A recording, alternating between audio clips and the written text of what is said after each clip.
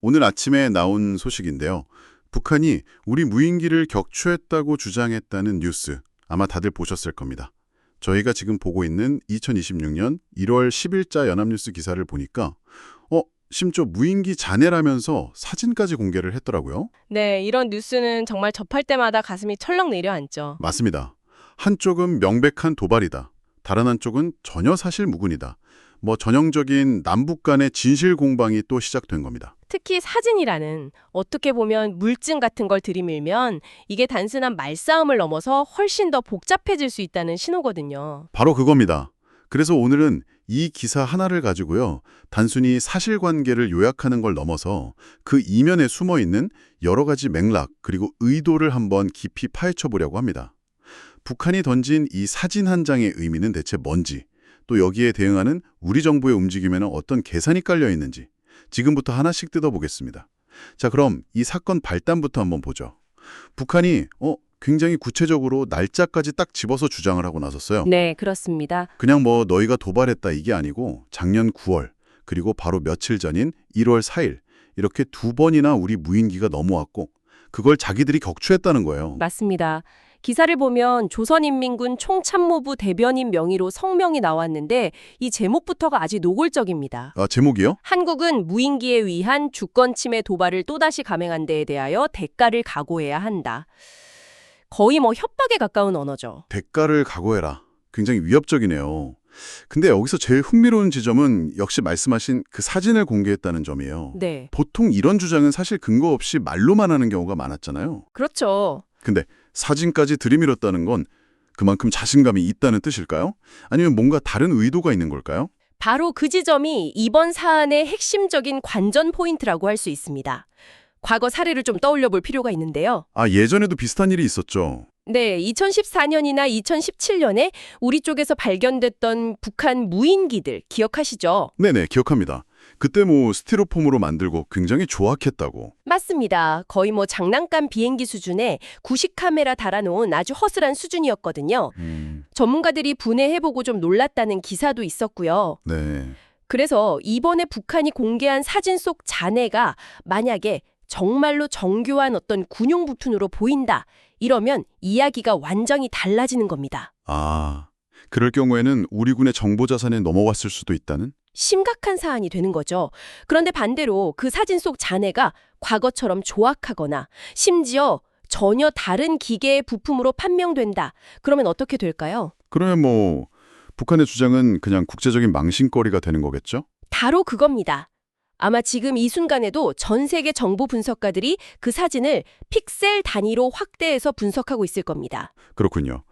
결국 북한은 자기들 주장에 신빙성을 더하려고 사진을 썼지만 그 사진이 오히려 자기들 발목을 잡을 수도 있는 양날의 검이 되는 셈이네요. 정확합니다.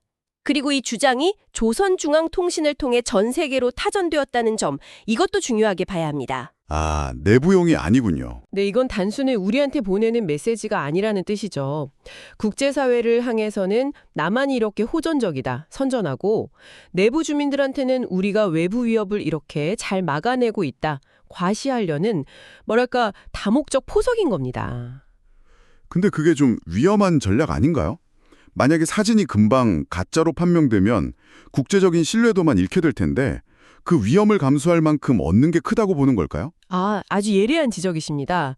여기서 북한의 오랜 행동 패턴을 좀 읽을 필요가 있어요. 행동 패턴이요? 네. 북한은 종종 사실관계의 진위 여부보다는요, 논란을 일으키는 것 자체를 목적으로 삼을 때가 많습니다. 아, 진실이 뭐든 상관없이? 그렇죠. 진실이 뭐든 간에 남남 갈등을 유발하고 한미동맹의 균열을 일으킬 수만 있다면 성공이라고 보는 거죠. 그리고 아까 그 대가를 각오해야 한다는 표현이 있잖아요. 네. 그건 앞으로 자기들이 감행할지도 모르는 또 다른 군사행동의 명분을 미리 쌓아두려는 의도로도 해석이 가능합니다. 아, 일종의 밑밥을 까는 거군요. 맞습니다. 우리가 먼저 경고했는데 남측이 무시했으니까 우리의 다음 행동은 정당방위다. 이런 논리를 만들기 위한 거죠. 자, 북한이 이렇게 구체적인 증거 사진까지 들이밀면서 강하게 나오니까 우리 정부의 대응도 즉각적이고 아주 단호했습니다. 국방부가 바로 입장을 내놨죠. 네, 국방부 입장은 뭐 한치의 모호함도 없이 아주 명확합니다. 기사에 나온 표현을 그대로 빌리자면 우리 군이 북한이 주장하는 일자에 무인기를 운용한 사실이 없는 것으로 확인되고 있다. 사실무근이다. 네, 딱 선을 그은 겁니다. 북한의 주장은 일방적인 주장일 뿐이다. 이렇게요. 그런데 여기서 정말 흥미로운 지점이 나옵니다. 국방부가 단순히 그런 적 없다, 이렇게 부인만 하고 끝낸 게 아니라는 거죠. 맞습니다. 기사 뒷부분에 아주 중요한 문장이 나오는데 바로 이재명 대통령이 이 사안에 대해서 철저한 조사를 지시했다는 내용입니다. 아니 그냥 부인하면 될 것을 왜 굳이 조사를 지시했을까요? 바로 그 점이 이번 우리 정부 대응의 백미라고 할 수 있습니다. 이 대통령의 철저 조사 지시는 굉장히 다층적인 의미를 담고 있는 아주 전략적인 수예요. 전략적인 수다. 네, 첫째는 말씀하신 대로 우리 군의 결백에 대한 아주 강한 자신감의 표현입니다. 우린 떳떳하니까 모든 가능성을 열어두고 투명하게 조사해서 결과를 보여주겠다. 이런 정면 돌파 의지인 거죠. 근데 조사를 했는데 만약에 정말 예상치 못한 뭔가가 나오면 어떡하죠? 예를 들면요. 뭐 예를 들어서 우리 군용기는 아니지만 민간인이 취미로 날린 고성능 드론이 바람에 밀려서 넘어갔다거나 그러면 우리 정부 입장이 굉장히 곤란해지는 거 아닌가요? 오히려 리스크를 키우는 수는 아닐까요? 바로 그게 이 지시의 두 번째 의미, 즉 선제적 리스크 관리와 연결이 됩니다. 선제적 리스크 관리요? 네, 만약에 그런 일이 실제로 있었다면 우리가 먼저 조사해서 밝혀내는 게 북한이 그걸 빌미로 추가 공세를 하는 것보다 훨씬 낫다는 판단인 거죠. 아, 우리가 통제하지 못하는 민간 드론의 월북 가능성, 아니면 뭐 제3국의 장비가 우연히 그 지역에 있었을 아주 희박한 가능성까지도 전부 점검해서 북한이 이용할 만한 모든 빌미를 사전에 차단하겠다는 겁니다. 아, 그렇군요. 최악의 시나리오까지 미리 대비해서 우리가 먼저 주도권을 잡겠다 이런 거군요. 그렇습니다. 그리고 마지막으로 이건 북한에게 보내는 강력한 역공의 메시지이기도 해요. 역공이요? 네. 너희 주장이 얼마나 허술하고 근거 없는지 우리가 국가 차원에서 공식적으로 증명해주겠다. 일종의 압박인 셈이죠. 그냥 아니면 말고 식으로 절대 넘어가지 않겠다는 의지를 분명히 보여주는 겁니다. 그렇군요. 그러니까 이 철저 조사 지시는 방어인 동시에 공격이고 자신감의 표현인 동시에 아주 치밀한 위기관리 전략이다. 이렇게 볼 수 있겠네요. 정확하게 보셨습니다. 이 사안이 단순한 남북 간의 설전이나 국방부 차원을 넘어서 이제 국가 안보의 컨트롤 타워인 청와대까지 직접 나섰습니다. 기사를 보니까 국가안전보장회의, NSC 회의가 소집됐더라고요. 네. 그런데 여기서도 주목해야 할 점이 있습니다. 바로 어떤 NSC 회의가 열렸느냐 하는 겁니다. 아, NSC 회의도 종류가 다른가요? 그럼요. 기사를 자세히 보시면 대통령이 직접 주재하는 NSC 전체 회의가 아니고요. 김현종 국가안보실 제1차장이 주재하는 NSC 실무조정회의입니다. 실무조정회의, 그건 어떤 차이가 있죠? 이건 굉장히 계산된 의도적인 수위 조절이라고 볼 수 있습니다. 수위 조절이라면 심각하게 보는 건 맞는데 너무 호들갑 떨진 않겠다. 뭐 이런 뜻일까요? 정확합니다. 만약 이 사안에 대해서 대통령이 직접 주재하는 전체 회의를 소집해버리면 그건 국내외적으로 한반도가 지금 심각한 위기 상황에 돌입했다는 메시지를 주게 되거든요. 아, 그렇게 되면 북한 의도에 말려드는 걸 수도 있겠네요. 그렇죠.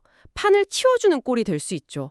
불필요한 시장의 불안이나 사회적 동요를 일으킬 수도 있고요. 판을 치워주지 않으면서도 할 일은 하겠다. 정보를 공유하고 대응책을 조율하는 회의거든요. 네. 즉, 상황은 매우 엄중하게 인식하고 실질적인 대응을 하고 있다. 하지만 아직 국가적 위기 단계는 아니다라는 신호를 명확하게 보내는 겁니다. 감정적으로 맞대응하기보다는 원칙에 따라 냉정하게 관리하겠다. 네, 너희의 도발에 우리가 일희일비하지 않겠다는 메시지를 담은 아주 세련된 대응 방식이라고 할 수 있습니다. 종합을 해보면 우리 정부의 대응이 국방부의 공식 부인, 그리고 대통령의 철저 조사 지시, 마지막으로 청와대의 수위 조절된 NSC 회의 소집, 이 세 가지 축으로 굉장히 신속하고 체계적으로 이루어지고 있네요. 네, 각각의 계용이 따로 노는 게 아니라 서로 맞물려 돌아가면서 북한의 주장에 효과적으로 대응하고 또 상황이 불필요하게 악화되는 것을 막는 일종의 3종 방어막을 구축한 셈입니다. 자, 그럼 오늘 분석한 내용을 한번 정리해 보겠습니다. 북한은 오늘 작년 9월과 올해 1월 두 차례에 걸쳐서 우리 측 무인기를 격추했다 이렇게 주장하면서 사진까지 공개하는 초강수를 뒀습니다. 네. 이에 대해서 우리 군은 즉각 사실이 아니라고 부인했고요. 이재명 대통령은 여기서 한 걸음 더 나아가서 오히려 철저한 조사를 지시하면서 정면 돌파를 선택했습니다. 맞습니다. 그리고 청와대는 대통령이 주재하는 전체 회의가 아닌 NSC 실무조정회의를 소집해서 상황을 엄중하게 관리하되 불필요한 긴장 고조는 피하는 아주 세련된 대응을 보여주었습니다. 그렇습니다. 이제 모든 관심은 대통령이 지시한 그 철저한 조사의 결과로 모아질 겁니다. 네, 결과가 어떻게 나오느냐가 중요하겠죠. 그거는 북한의 의도가 명백한 자작극으로 결론 나게 될 가능성이 높습니다.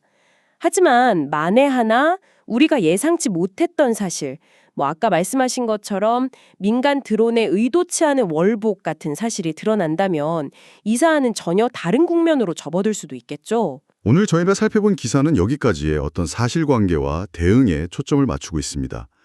하지만 마지막으로 이런 근본적인 질문을 좀 던져보고 싶네요.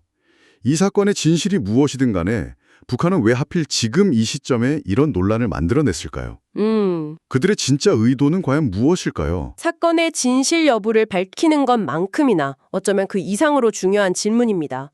그 의도를 알아야 앞으로의 상황에 제대로 대비할 수 있으니까요. 네, 결국 북한은 이 사진 한 장으로 남북관계 전체를 흔들려는 위험한 게임을 시작한 셈입니다.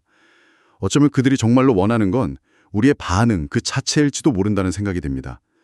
이 도발에 우리가 얼마나 동요하는지, 우리 사회가 얼마나 분열되는지, 그리고 새로운 정부의 대응 시스템이 얼마나 효과적으로 작동하는지를 시험하고 있는 것은 아닐까요? 흥미로운 관점이네요. 이 질문에 대한 답을 고민하는 것이 어쩌면 조사 결과를 기다리는 것보다 앞으로의 남북관계를 전망하는 데 더 중요한 열쇠가 될지도 모르겠습니다.